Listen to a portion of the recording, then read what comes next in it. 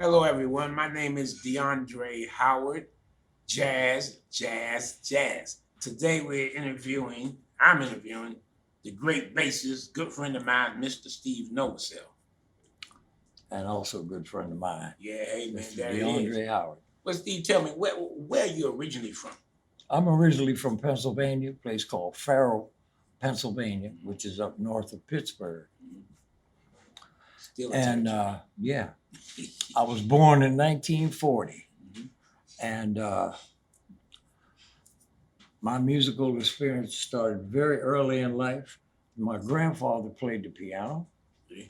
and he used to come home from the steel mill, wake everybody up in the house, come he'd be get drunk as a skunk. That sounds like my family. Yeah. He'd come up, make everybody come down and call it the spare room, and he would play and everybody had to sing. And I'd sit on his lap and that's how I learned to play the piano. Now, see, that's a weird experience because, I come from a musical family. I'm the youngest, and my dad was a blues man. Oh, And man. he would grab the guitar, the electric guitar, man, and just start strumming, do the same thing, make everybody come downstairs. That's right. And sit That's there right. and listen or sing. That's right. That's right. Everybody had to sing. Yeah, Good or bad, you sang. right. That's like in church. Everybody That's right. get that hooping and hollering, and you be like, "What are you doing, man?" So then in fifth grade for me, I got the trumpet, Oh, okay. And me and my buddy, who lived next door to me, we both got our trumpets at the same day. We got our trumpets and left school and sat on the corner and tried to play the hucklebuck. Oh man, you taking me back, man. The hucklebuck. The hucklebuck. Mm-hmm. And we played, all through school.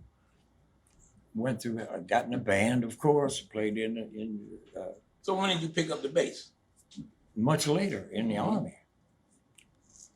So I graduated from high school playing the trumpet in the band. And the guy I was studying trumpet with had spent time in the Navy, and he was stationed in Brooklyn, New York, and studied with a guy who was retired from the New York Philharmonic. Wow. And he made it so I could go and study with this guy. Because my parents didn't want me to leave town, I couldn't, when I graduated high school, I was gone, man. Went to New York, it took 17 hours to get on a train from home to New York City. See, this cutting you off, but Yeah. all musicians seem to have that similar story. Yeah, right. Because as soon as I got out of high school, I left camp. That's right. It's time to go. Yeah, time to go. You can't go back home now. It's time to smell the That's world. right. That's right. I spent 2.5 years in New York City. Got me a job at Barnes Department Store and a part-time job at the YMCA where I was living for $4 a night. Mm-hmm. And New York was alive with music. All my heroes. Same here. Every night, I never got no sleep. I'd go down to hear Clifford Brown, Sonny Rollins. Bird was already gone, but I used to go from one club to another, I used to sit on a curb and listen to Monk play at the 5 spot. Yeah. Monk and Train. See?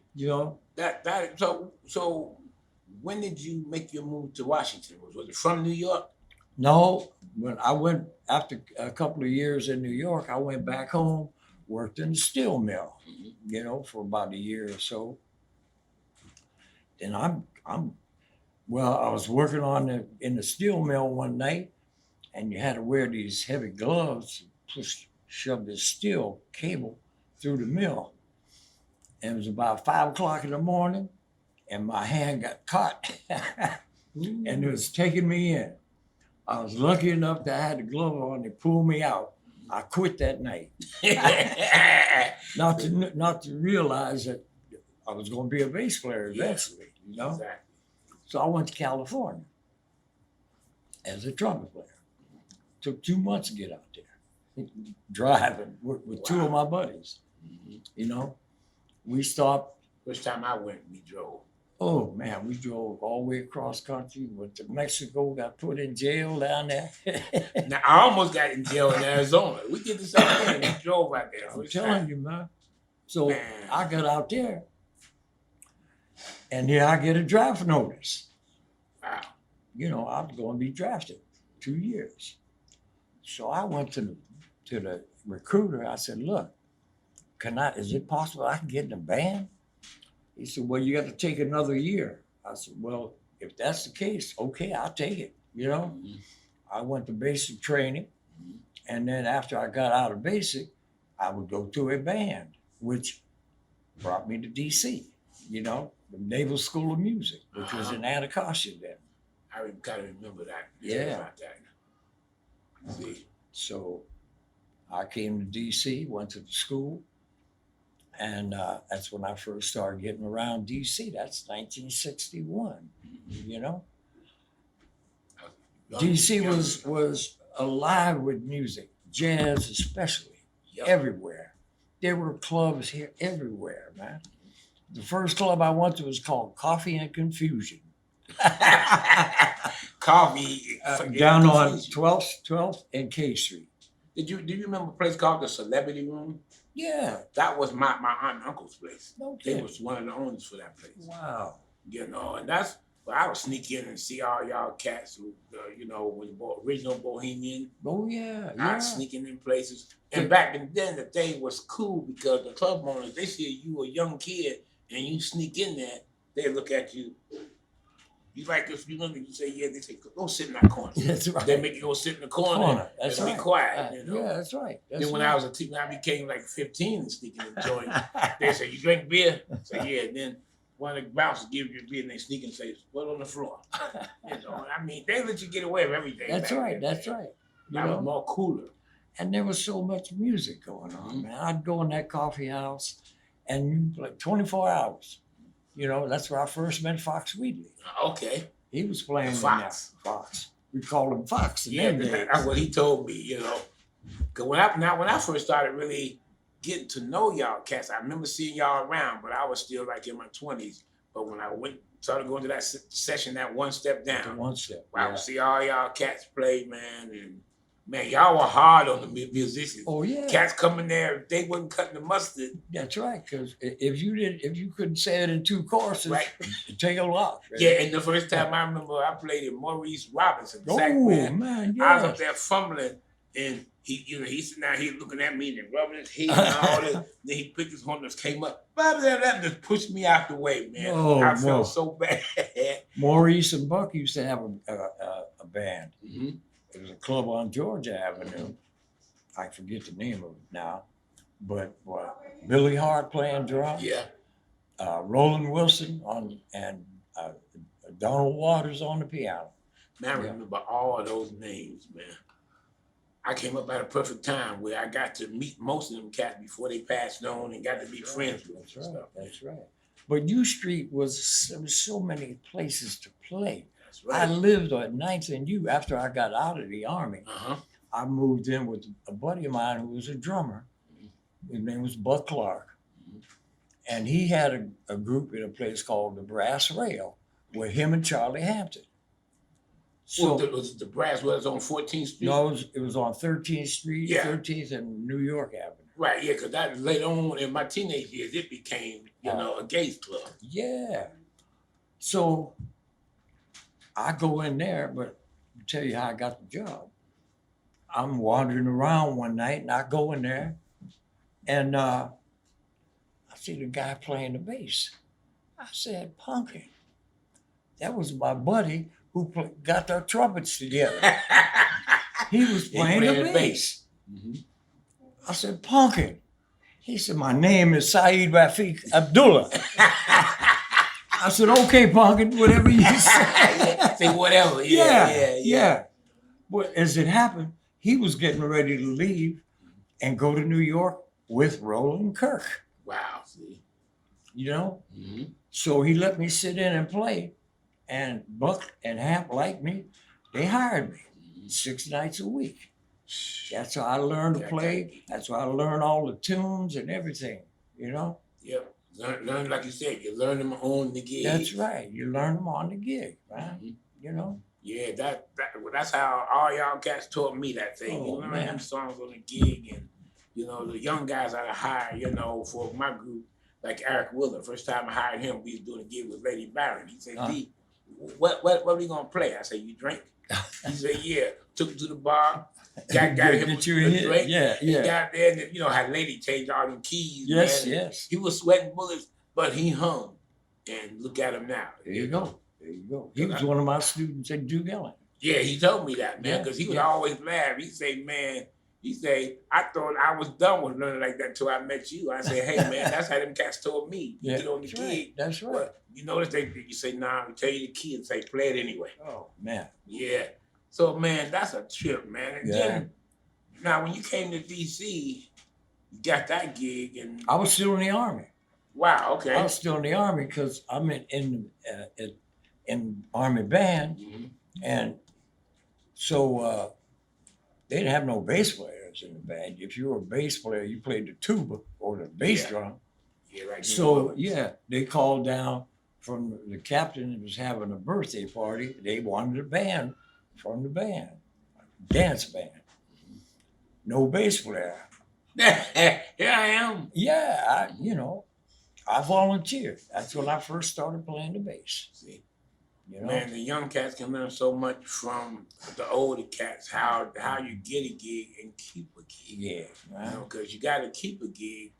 Because all y'all guys knew how to play, and then set a groove on it, That's and right. not just your groove that you wanted, but what Nat Turner and them other guys and the older cats, they used to always say, "Let me take you where my head is at." Yeah, right, And right. they would make sure that they would groove hard enough to where people who never heard the song, they would just automatically get that groove. Right, communication, man, Yeah, with that's your what I fellow learned from band that. members. Yeah. You know, that's how you learn. That's how you Ellsworth learn. would always tell me, he said, "Communicate." I mean, Right, whew. right. That's right. I mean, right. them cats were just hard. I mean, coming up, Oh man, and then as I got older, and the cats, I see our cats waiting on them. They say, "Yeah, man, we had to ride you. 'Cause that's what we supposed to do." Dude, Yeah. That's right. That's right. That's And right. I yeah. had no problem with that because they gave me some hard learning lessons. Oh, Now- yeah, man.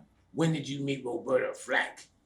I met Roberta around 19, while I was still in the Army. She was going to Howard University, right? She was going to be a classical piano player. She could play her butt off, man. I met her through Buck, and we hit it off, and we were married in 1965. How long were y'all married? About 7, 8 years. Oh man, that's a Yeah. long time. Yeah. Yeah. She got out of Howard, and she was teaching school, and I would take her to school every morning, every morning. She'd come out of school with her bag. I said, "What you got in there?" She had knives, guns. I said, "Where'd you get this?" Took it from the kids. Yeah. But the kids loved her, Yeah. loved her, man, She was straight up lady. Oh, though. yes, she was. Yes, she was, man. Man. But she was still playing the piano, but she was playing more for classical singers. So she wasn't doing like nightclubs. Not yet. She was playing as a pianist in a club called Tivoli, which was in Georgetown. It was a club where they had singing waiters, men and women. And she played the piano in there for these singing waiters, Hustling. That's right. She was hustling, man. So during that time, I was trying to encourage her to come out, because I didn't know she sang as well as she did, Yeah. So then she finally took the plunge, left school, and got the job at Mr. Henry's. At that time was right here. Right. Right Yeah, here. because right here, I was family living right across the street from the old Hines Junior High School. Oh, yeah. She taught over there, too. Yeah. Yeah, because my older brother was in one of her classes. Sure, man. I met her several times, but I was just, a youngster. I still see people today that remind me of when they were students of hers, Man, now Kids loved her. Yeah. That is something, because she tore that Brown element. Brown, that's where she had a problem with the principal there. He was, man, he used to come home crying, man. Oh yeah, he's somebody need to be. Kids loved her, though. Yeah. Yeah, because I mean, you know, I met so many people, me being a Washingtonian, met so many people who were her students, and they have nothing but good things to say. Oh, absolutely, man. She was an excellent teacher. Excellent, you know. And she can get to those kids, you know, like nobody else could, you know. Yeah, that's so important. Oh, absolutely, man. And so who's some of the cats you played with? I know, but some of the cats you played with around town here. I mean, you know everybody. I played with just about everybody. Mm-hmm. Buck Hill, Maurice Robinson, Andrew White. You played Charlie Hampton? Charlie Hampton, he was a piano player with Buck Clark's band. Oh, okay. And that's when he was playing piano, alto, tenor, baritone, and flute. Right. And yeah, he played. And then he surprised me because he'd always have me come over his house to show me something. He get over the house, I bring my horn, then he go on his closet and pull out his flugelhorn and play the flugelhorn, played the brass better than me. You know, he showed me. I was like, man. Well, his girlfriend at that time was a lady named Betty Gray, who played the piano. Mm-hmm. And he would have her come into the club, play the piano so he could play his horns, you know. And Charlie's a wild boy. oh man, he was my man. You know, I mean, just a consummate musician. Yeah, and he took Rick Henderson's place at the Howard. Yeah, yes he did. I played at the Howard with Rick before Hamp went in there. You know. See, yeah, cause man, I remember coming to Mr. Wise and all y'all cats playing, man, and come up, and then all y'all knew my brother Joe. Yes, you know? that's right. So y'all called me old Joe, and I come in, and man, I sucked. And everybody would just chase me up out of that place. and then, you know, years later, I mean, we all friends, but I had to pay my dues, you know. We all did. Yeah, man. And that's what made music so much fun then. Plus, we all would come to hear the older cats play to try to emulate what y'all are doing. That's right. I don't see that in music now. No. Everybody's coming up with their own bag, and then most things, something I noticed, a lot of young musicians, they writing some beautiful stuff, but they can only play their music. That's right. You know, I don't care if they're reading it or whatever, but when they try to play someone else's music, you're like, that's this cat could play. History, man. You know? Yeah, you got to know the history. You got to know the history, man. You know? Yeah, and Kenny you know, music didn't start when you were born. Nah. No way. No way. Man, I mean, we just had all them cats, you know, from blues or whoever come over our house all the time.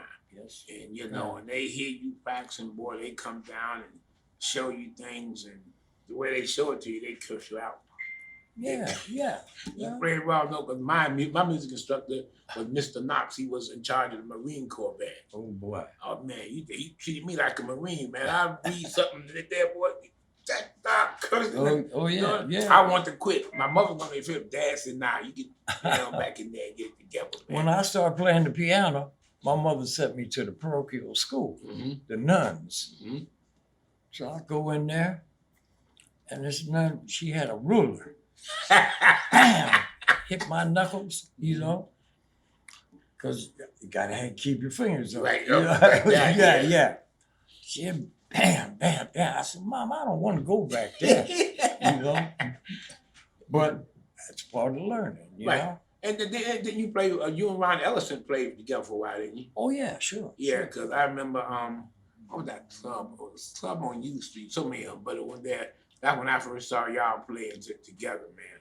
And y'all cats, whoo, man, you know how Ron writes all them songs. And well, he and Ronnie Wells were real, where they ended up, I think, getting married. Get married and stuff. But before that, Ronnie had a love affair with Reuben Brown. Yeah, I heard about that. Yeah. And then that group, who in that group when you always hear on the radio, Ronnie Wells and Ron Ellicott and some album playing. Was Wade playing bass with the piano with them then?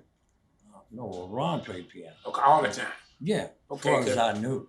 Yeah, because man, I mean, I can recognize his music. There's a group called Mad Romance, singing group. Okay. You know, I Who was think. it? Who was it? Oh man, the girl that hung herself, Pam. Pam Yeah, Bricker. Pam Bricker, my buddy. Yeah. Yeah. And then the piano player also played trumpet. It wasn't the guy, the original owner of Omega Studio, was it? Bob Yesvik? No. He was. He had a brother too that played piano too, and he I think I know you're talking he about. moved down to Florida. Uh-huh. But they had a nice little group there, Bad Romance. You know. Yeah, man, because back in the day, man, all y'all cats, y'all just had the city wrapped up. Oh, Y'all man. had the city, I mean. But there were a lot of places to play. Exactly. You know, people that owned clubs in those days loved the music. Yeah. You It know, was like the guy who owned the One Step Down. Joe. Yeah, Joe, that's his name. Joe Coleman. Yeah, Joe, man. Joe cursed me out, man. He said, why don't you come back until you know how to play that damn horn? Well, see, his father had a club before that Okay. in Georgetown, where the Georgetown Mall is. Mm-hmm. His father had a motorcycle joint, man. Uh-huh. Guys coming there with motorcycles. I played there for $4 a night. Mm-hmm. You know, for his father. Mm-hmm. In those days, Joe was more of a gangster type. Right. Yeah, you could tell he's a gangster after One Step Down. Yeah. Because for a little cat, man, he ain't take no mess out of No, nobody. man. And Joe. everybody knew Joe. That's right. And that was so much fun because after I was able to learn how to play, Joe would see me and always come to me, shake my hand, say, and tell the story. Boy, I remember when you couldn't play. Yeah. Well, he used to have crap games upstairs. Right, I heard about that. Poker games, yeah. Man, those were the good old days. I That's like to see them come That's back. Right. That's right, man. Yeah, I was in that One Step every Monday night with Ruben, me and Ruben, for 15 years. Yeah, I remember meeting him. And because all them cats and Calvin, all them cats, oh, you Joe's brother. And that was like a curse. You know, because everybody liked the way Joe played drums. And so, man, they found out these young brothers, boy, that was a curse, man. Coming up, you know, and that was a trip. They kept their eye on you. Yeah. You know? Yeah, everybody. Joe would always say, I say, well, man, when am I going to get recognized? He'd say, it might take you about 15 years. 15 years, I started getting recognized. Because he said, you got to learn the music. I had to learn the music, man. That's right. But, man, I remember seeing you play. And your upright bass, a unique bass or something? It's all bass. It's got what they call a cutaway shoulder. Okay, yeah. On it, yeah. I did that because I had problems with my hand, with my shoulder. Okay. And I found that bass at another bass player's house in the corner getting cobwebs on it. They could give it to me. And that's a bass I play today. Yeah, that bass, man. You be playing that bass, man. I mean, those gigs I've done with you, you know, it's just amazing, you know, because I be playing the drums. Then I watch you. I say, all right, you got to watch him as another musician playing, not as sitting in the audience. There you go, man. That's right. I learned so much and learn how to just, you know, with the syncopation and what you're doing on the bass. Listening, there it is again, man. And like a lot of musicians won't listen. That's right. You know, man. they'll play into themselves or looking this way. I'm like, you know, I say, man, you got to follow that cat. I don't play no bass, but I can tell when it ain't right. You play for each other and you play for the audience. You try to communicate your music. That's right. And you communicate it as a group. Right. It's not about one person right there. You know? And I've heard that so much, you know, and like everybody always say, all y'all cats always say, well, man, you know how to call your songs. And that was from learning from all you guys, man. You know, telling the musicians who work with me, I say, communicate with each other. You can't get in a huddle on stage and it's just you and the band and the audience out here, because unless they're true fans of yours, that's right. You're going to lose them. That's right. You know, because most of the people out there, they don't get it all the time. They want you to make them get it. That's right. That's right. Yeah. So you play for them. Yeah. You know, you communicate with your audience, man. Mm-hmm. And that's what I learned how to do, man. Because, I mean, those years at Mr. Wise, man, watching y'all cats, and then when y'all do the jam sessions, you know, all y'all big boys up there. And then us youngins come in, y'all would make us, before you call us up, we might sit there the whole night, and the last song of the night, Y'all say, hey man, get your horn and come Yeah, on, come on up. cause y'all ain't want to come up there and kill the groove, man. You know, come kill the groove. Say it was the last song like they screwed this up. At least we know the gig's over now. You know? And I do the same thing y'all do, man. When I used to host them jam sessions, you know, cats come in and then I tell them, I say, man, back in the day, you go to one step down. You're trying to keep the tradition going. Yeah, that's what I'm trying to do. Yeah, of course it is. Because you couldn't come up to one step down and call a song. You come up there and Lawrence would call a song, or Maurice would call a song, and then if you knew it and you played it right, Lawrence sit there and look over his glasses, not cigarette, not like this, and then let you stay for a second song. But for me, when they let me stay for the second song, that's when I was far apart. Cause the second song, Lawrence go in that bag and pull out all them songs he wrote. Like him and Ronnie's husband, Elliston. They pull out them songs, man. I'm looking at the song like, then he counted off, or then if he let you call a song, then he count off, and when he get to the middle count, he changed the key. And I'm like, hey man, no man, but y'all cats, I remember you be playing that bass, man. I be like watching, man, and saying, man, one day I got to get good to where I can work with these guys. Well, I knew Lawrence for many, many years, and he was like the original beatnik, you know? And he hardly had anything to say. You know? Then I went on the road, was off and on for years, and I came back and he had that gig at the One Step. I said, hey Fox, how you doing, bro? He said, we don't use that name anymore, Steve. It's Lawrence. It's okay, Lawrence. All right, whatever you say. Lawrence Wheatley. Lawrence Wheatley. I mean, that man saved my life on the night Martin Luther King was killed.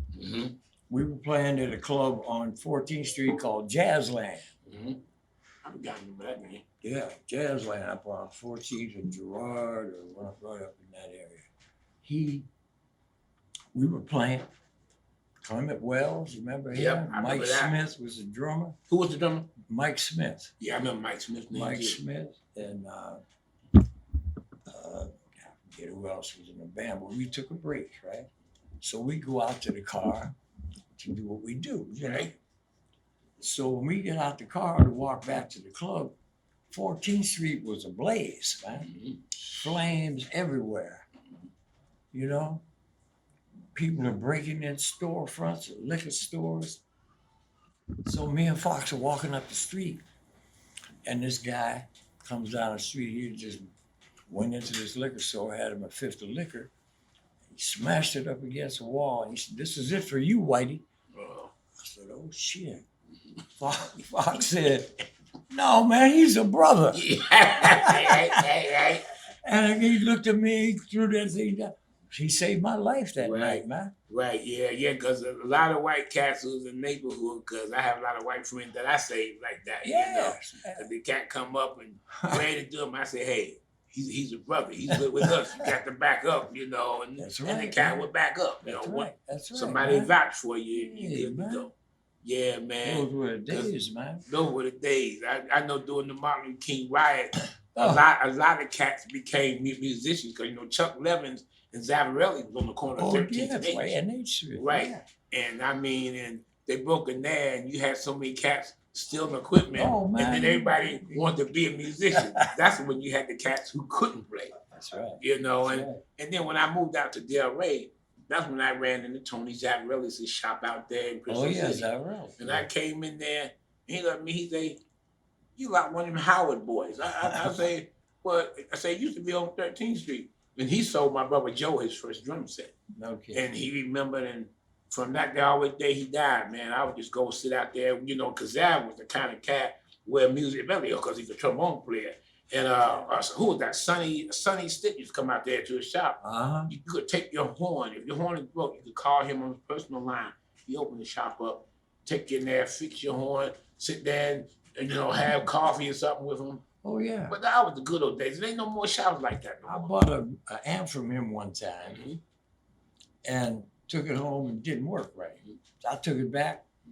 He said, that's why I don't like to deal with you professionals. Right. That sound like him. It's okay. He gave me another amp, but still, Zavarellas. Yeah. Yeah. His wife is still around. Really? Yeah, because last I saw was about maybe 5 years ago, because they started renting, once he died, instead of having Zavarellis, they just rented it out. Uh-huh.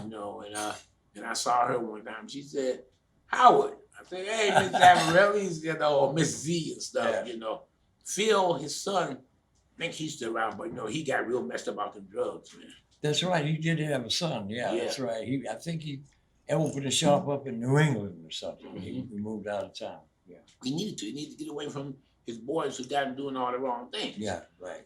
But him and his dad, boy, they could fix an instrument. Oh man, that's I bought my first Bach trumpet from Zavarellis. Zavarellis. It was in the case, still wrapped in plastic. Uh-huh. And I wanted to find out, and Tony told me, he said, take it as is to a pawn shop and see how much they'll give to you. I went to the pawn shop, man told me give me $25. I mean, kiss my a brand new Bach. Yeah. And that's when I realized pawn shops are for the junkies, or if you need some money real bad. You know them, they give you some money because you can come back, or they can sell for money. That's right, sure. But man, and you say your boy, what happened to the guy who got the trumpet for you? He still around?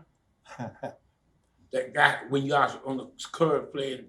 Him? Yeah. Well, he was the bass. He ended up being a bass player. Right, but he's still around? No, he passed, Yeah, he turned into a junkie too. Yeah, so many of our friends turned into that junkie, man, because, when I started playing, I started on clarinet. My brother Joe and his friends found an old trumpet in the trash can. They cleaned up, brought it home. And, man, he got to make me play. The first time I picked up, I hit a perfect C. And that was the rest is history. They were like, wow, But Joey's talking about you all the time. He's like, yeah. He say, you meet these guys and you get to work with them, then you've arrived.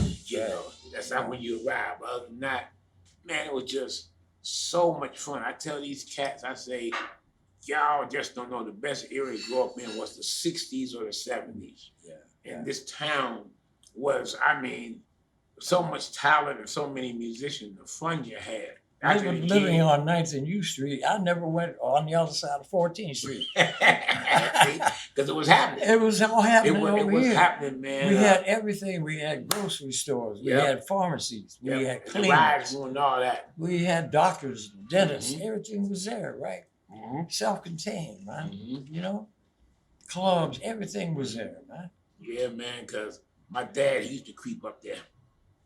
And mom and daddy sneak out. He creep up there because he took me up there one time, and he was so surprised because a lot of old school cats knew me. Boy, what they doing on you?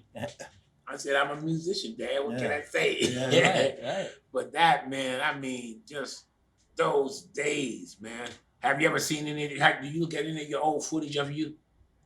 A little bit, yeah. I have. Because when you're younger, you don't want to look at it. No. But then you get older, you go back and look at it. I see stuff on YouTube. I said, is that me? Yeah. When I was with Roland Kirk. Yeah. Yeah, by the way, name some of the other cats you played with. More of the other cats. David Fathead Newman. Bobby Timmons. Hank Jones. Barry Harris. Donnie Hathaway. Yeah, I was going to ask you about Donnie. Yeah. Him and Roberta started doing them songs together, Yeah. Well, Roberta and I were together the night he jumped out of that window. Wow. Yeah. They were in a recording session. She dropped him off at the hotel. He went upstairs and jumped out 13 floors up. I remember that story. That story hit DC hard because his career was just booming too, Yeah. Well, they were using it, man. Yeah. The record companies were trying to milk it. Right, then he already was having a mental problem, demons and stuff. Yeah, he was having problems. Yeah, but a lot of them geniuses, that happened to him, That's right, man. Because they're already weak, and then when they start screwing them around, they just feel it's better just to end it all. Oh, yeah. Because he went to Howard University. Yeah. And when he left Howard, we used to play in a place called Ed Murphy's Supper Club. I remember Ed Murphy's Supper Club. I never got to play there. I was too young. I hadn't gotten there, but Ed Murphy, that was the spot. With Donnie. What did you ever play at that place called the Sweet Chariot? Sweet. Yeah, I think it was, because I after Ed Murphy died, I think they turned that place into the Sweet Cherry because a lot of Yeah, y'all and then cats. they opened there's Howard. It's a hotel. Yeah, right. The Yeah, Harambe House. the Harambe Right. House. That's what it was. Right. Yeah, boy. Man, all that stuff was just fun, man. I Oh mean, man. I could see everybody there, but I was the little skinny black kid who nobody really knew, and I wasn't really playing nothing then before I started playing instruments because I started all them funk bands. Uh-huh. But man, I would always come to hear y'all cats play. Uh-huh. Another guy, why you gonna hear them play? We don't play that kind of shit. I say, hey man, I'm probably gonna end up playing that kind That's of stuff. it. you That's know? right. That's right. And that's just That's happened right. because it's real music and you're hearing real music. That's right. And man. then you're seeing y'all guys do stuff that I can't do. And then the way to learn it, you gotta go into that book. Why is there people that say, "You still playing that bass?" I said, Well, "Yeah." He said, "Why is that?" I said, "Look, music picked me. I didn't pick music. There you go. I heard people You know? say that before. It picked you, right? It picked me, man. I had no control over it." Yeah, because people say to me, you still playing trumpet? I say, it picked me. I say Yeah, that. that's right, man. And I learned all y'all slang, man, because everybody always laugh when people ask me, when I say no, I say I can't dance. That's right, right. And that was an old saying that That's all y'all right. can't Oh, say, man. man. I just thought y'all's language was so cool, Uh-huh. and the music picked me, and I was like, man, Yeah. see what these cats talking, how to get along, and all the stories, man. I mean, And we share it. yeah, We yeah. share it. And the cats ain't doing that nowadays. No, absolutely. not. They share with certain people, and they Yeah. got this shield up where, well, I don't know, you can't come in here. The thing back in the day, if you played music, we know you. That's right. That was the That's thing right. there, man. Because I'm trying to think of someplace else I saw you play. Because you had this town sold up, man. For a while, you had all the gigs. I was playing with a lot of people. Yeah. Yeah. Didn't need to go back. Did you play with Ella Fitzgerald ever? That was No, Keith. that was Keith. Keith, yeah, right. Yeah. Yeah, because, man, but you had this joint sold up, and that was my ploy, that I want to do. I said, okay, I went on the road with some people, but then I never really did the road. I want to come dig the road. I want to come and get something happening in my hometown. Ah, right. And I succeeded, make money and stay home, Did you know Tony Taylor, the Yep. guy who had the cabins? Because when he first started that Let 'Em Play thing. Yeah. Well, this was before that. Yeah, before that, yeah. Because that's where I started meeting Andrew White when they had the JFK quintet. Oh, okay. And Yeah, Andrew just passed. yeah. Yeah, but Tony Taylor, that was a piano playing fool. Oh, Tony was something, man. Man, Yeah. And he gave me that speech. All y'all gave me that same speech, Yeah. man. Well, he hooked me up with Bobby Mhm. Timmons, Mhm. who was down here in D.C. cleaning up his habit. Mhm. And he needed Keita was just leaving. Mhm. And Stump Saunders was a drummer. Yeah. I remember him. So I went in one evening because Tony stayed in that club day and night. Mhm. He lived there. So he got me this audition with Bobby. So we started playing, and he gave me a solo and he's standing right up next to you with his hands crossed. Listen, Yeah. let me play. And he said, usually I don't play with no white motherfuckers, but you can play. Mm-hmm. And I got the job. Uh-huh. I remember what that just said that it was one of them famous female. You might have told me a story. One of them famous female musicians, and everybody liked it. And the guy say, you can play, but you still play like a girl. And she was well known, man. But maybe Dinah. yeah, might have been. Because she was with Jimmy Cobb, the drummer, Mhm. Keita played with them too. Right. Yeah. But she was a hardcore lady, man. Dinah Washington. Yeah, man, Dinah, she's bad. Yeah, they was playing somewhere. And Jimmy was in the wings while she was out there. And then she took a little bow, came out where we were and where they were. Mhm. And she said, "And I want that suit I bought you." Bust him out like that. Yeah, you out, baby. See? But yeah, Dinah was a rough lady, man. Yeah, man. Yeah. So many Those are stories. so man. many stories. There's so many things that happen. Yeah, you know. and I'm glad they're doing these interviews like this because those stories need to be out there. Right. You know, That's right. and and then everybody they won't.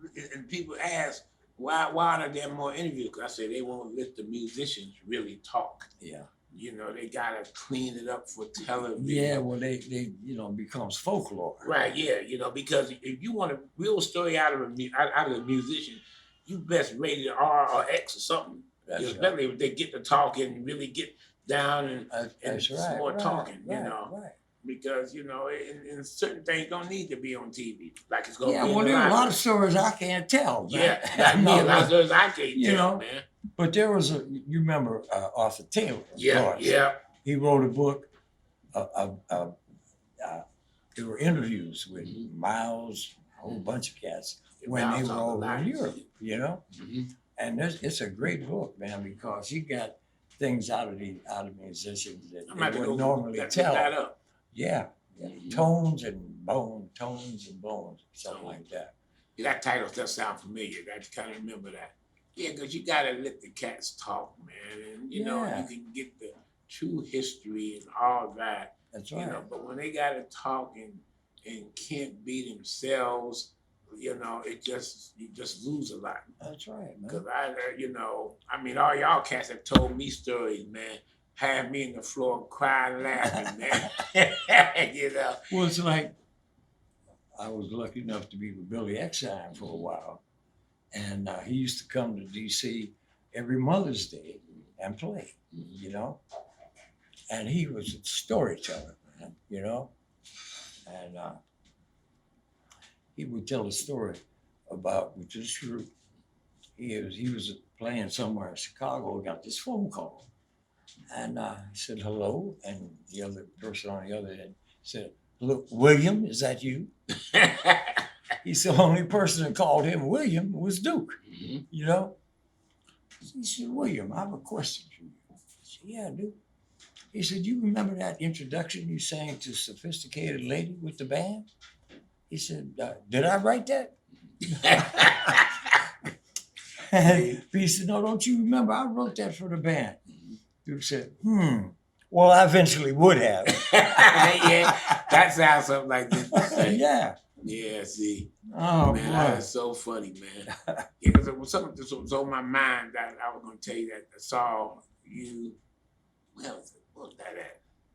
It was something, man. But I mean, just to see y'all and then stand back and listen to y'all talking y'all's trash, man. Yeah, that was something that stays in your head, stays with you forever, man. Because you just remember that. Well, they talk a lot about jazz in the churches. Yeah. Well, Tony Taylor was responsible. I was part of a group called the Trio ESP. Mm-hmm. And we used to play at a place called Luther Place Church, 14th and Thomas Circle. Oh, okay. With a pastor there who played the clarinet. Mm-hmm. And we had a trio. Jimmy Hops was the drummer, a guy named Gene Rush.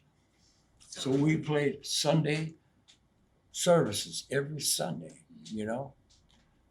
Tony was responsible for that happening, And we did finally make an album at American University, with a big choir and everything and that trio, Wow. But, I mean, that was back in the 60s, 70s. Yep, the first. Yeah, when they talk about jazz goes to church, you've been in church, Well, like I tell everybody, when it comes to music, and people nowadays say they're the first to do this, that's a bunch of crap. Yeah. I say, well, what you think? You think the planet was just born in the 80s? That's right. I say, man, that's why, I mean, if you do a rendition of a song, unless you can hear every musician on this planet, how you know you're the first to do that rendition?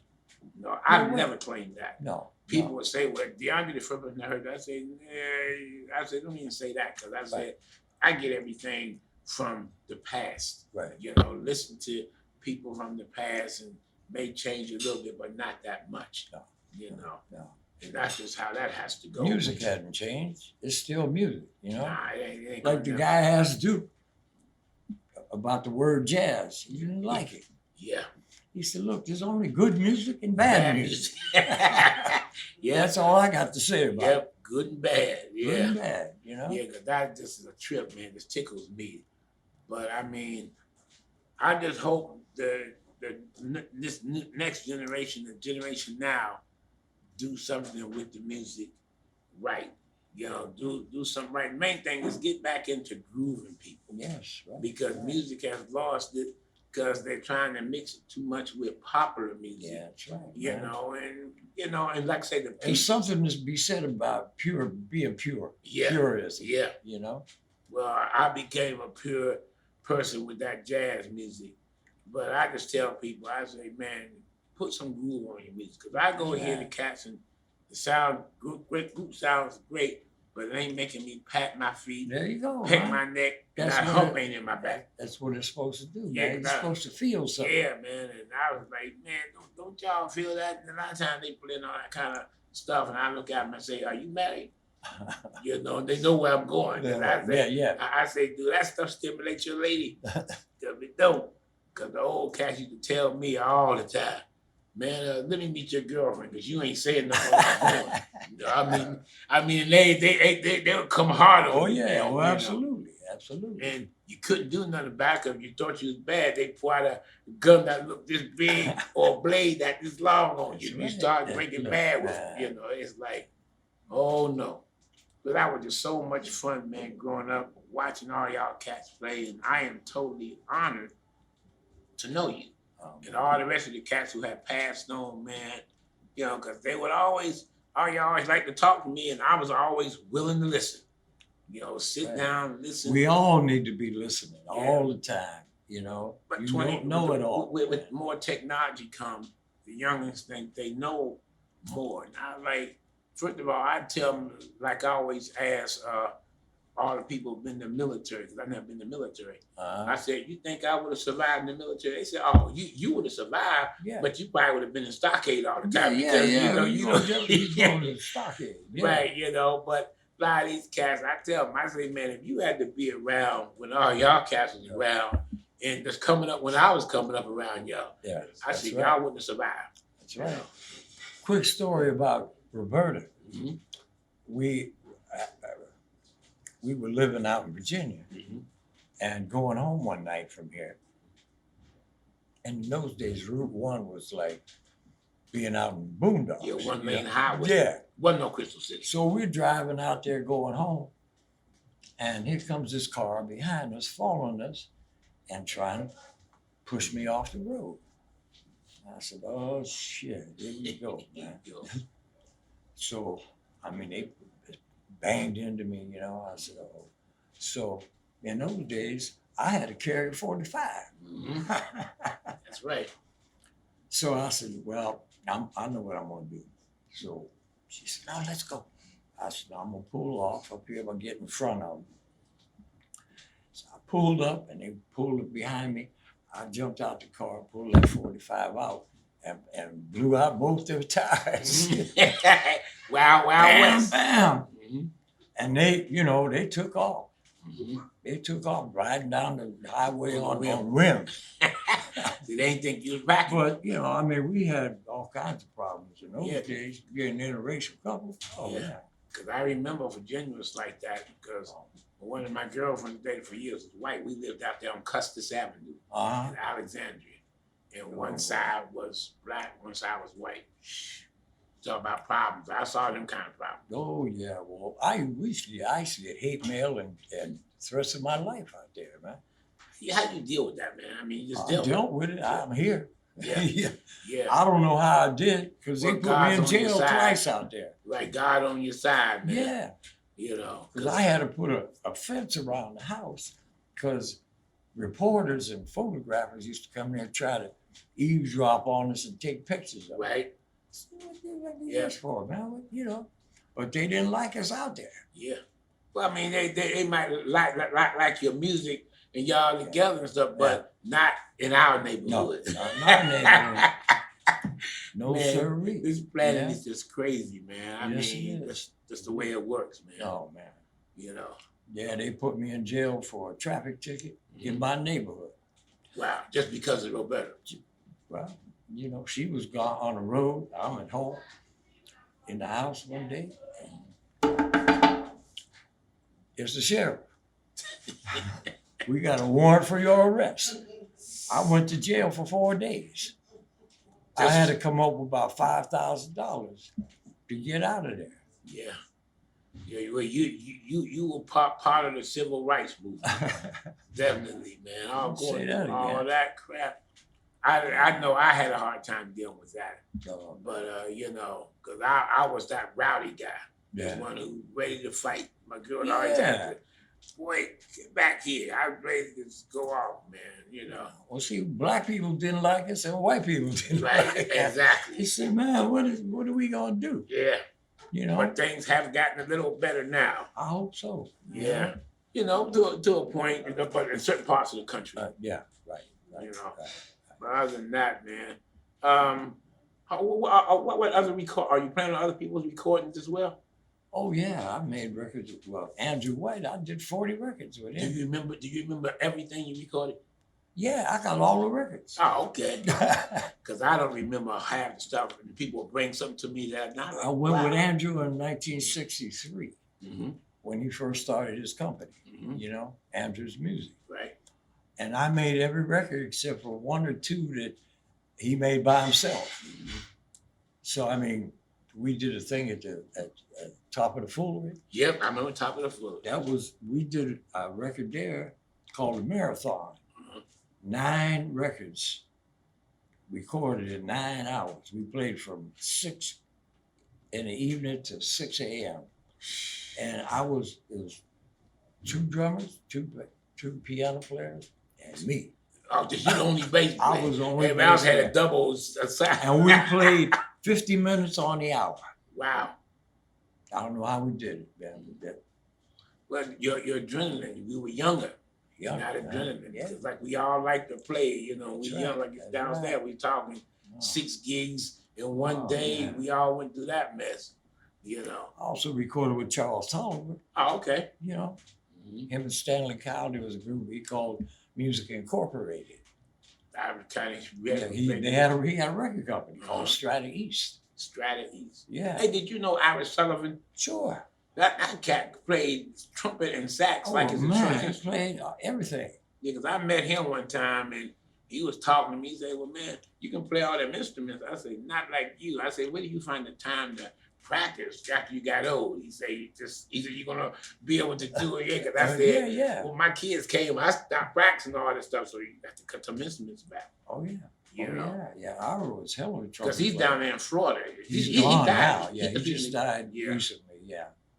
Yeah. Ira Sullivan. I always figured he never got the credit that he deserved. No. Man. He was from Chicago. I think. Oh, okay.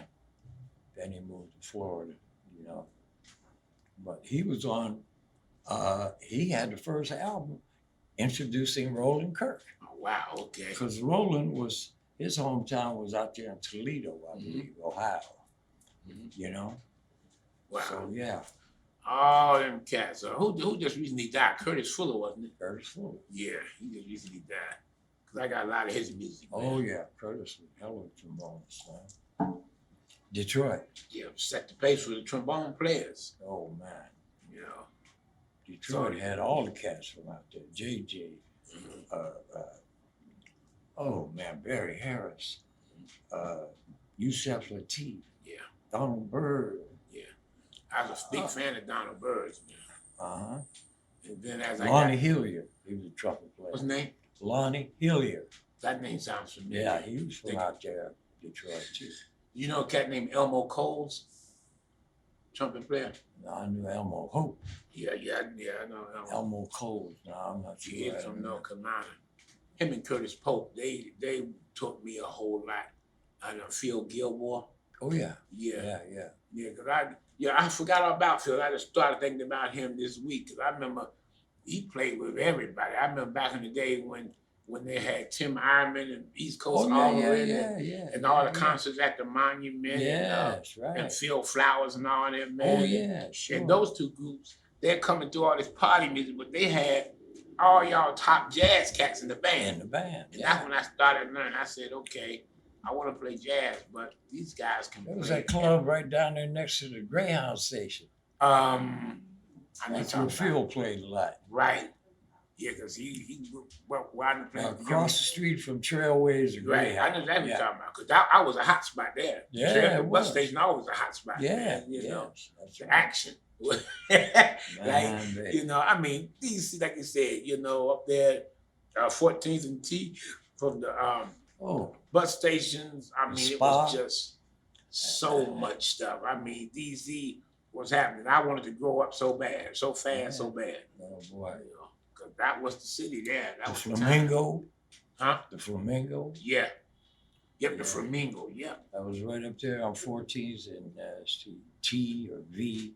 That's why I tell people I'm older than my time is because as a young cat, being around y'all cats, I was there and I remember all them places, but I couldn't partake in none of the fun because I was, you know, too young. Too young. But Yeah. I was there, man. I was like, good googly moogly, you know. Yeah. That was just so much fun in the hometown. Maybe one day DC get back to that. You know, I these hope cats so. I hope so. are learning and paying attention and learning the brotherhood of being a musician. You know, because that's a brotherhood. I don't care what kind of music you play in the 21st century, that brotherhood is supposed to be there. Absolutely. You know, and it make the Absolutely. music last longer. It certainly will. And Yeah. then the clubs can't turn you against each other. Yep. We could talk all day. Yeah, and walk around with a tape recorder on the side, you know. Because man, every time I see this cat, he come by the club, we get to talk about something different. It's all about that history too, you know. Yeah. Just